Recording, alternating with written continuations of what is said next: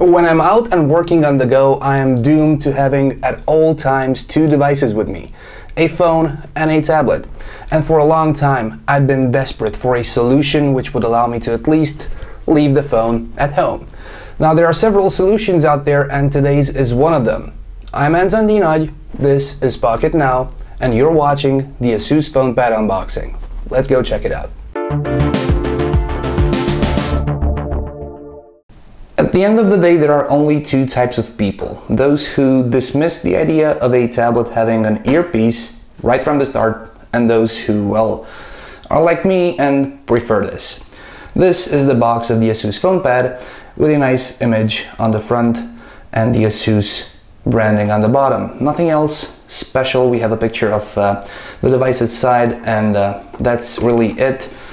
There are two color options. We have the gray one, and on the back we have some callouts, which are pretty much the only callouts for the specs. As we can see here, this is powered by an Intel Atom Z2420 processor, which is the Intel Lexington platform.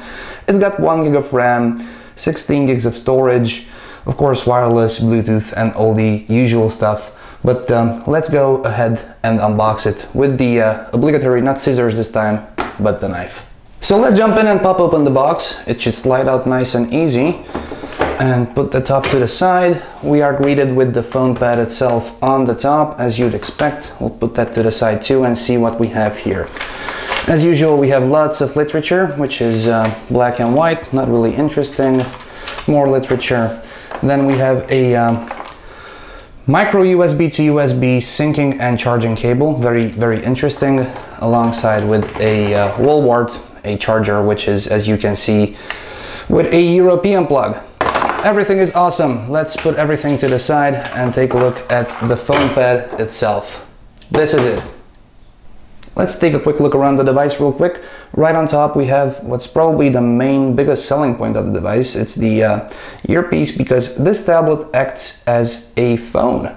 Right next to it there's the 1.3 megapixel camera, and the biggest part on the front is the screen, which is a 7-inch screen with a 800 by 1280 resolution, and on the bottom you can see the ASUS logo and nothing else. And of course there's nothing else on the right side, but the left side has a power button and your volume rockers. And while we're at the back, you'll notice that there's no camera on the back. The back is completely aluminum, and being called out right here is the Intel inside, because this tablet is powered by an Intel Atom Z2420 processor, which is also known as the Lexington platform. Well, we're going to line up these devices for a quick comparison against the Nexus 7 and the iPad mini. I should tell you that the Fonepad rocks 1 GB of RAM, and it is powered by a 40 to 70 milliamp hour battery. The processor is single core, but we'll see how well this will perform, because Intel says that it is built for Android. Now, comparing it to the Nexus 7, you can see that these two are not only siblings, they are twins, and that's because ASUS made the Nexus 7 and ASUS is also making the Fonepad. In terms of thickness, they are not necessarily approximately the same, but they are exactly the same. And while the Nexus 7 has a plastic back, the has an aluminum back, pretty much like Apple's iPad mini, which is also aluminum, but the difference is stopped there because the iPad mini is much thinner, as you can see. Now let's put it down and start our first boot to finish up this video. Power button. Huge vibration feedback right there, and as you can see, the ASUS logo backed up by the Intel inside logo on the bottom. Nice ASUS animation, and this should bring us right to the setup screen. There we go.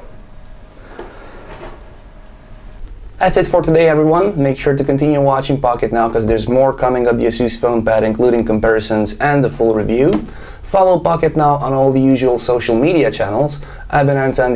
You can follow me on Facebook and Twitter. And if you liked this video, please give us a thumbs up. Thank you very much for watching. Till next time.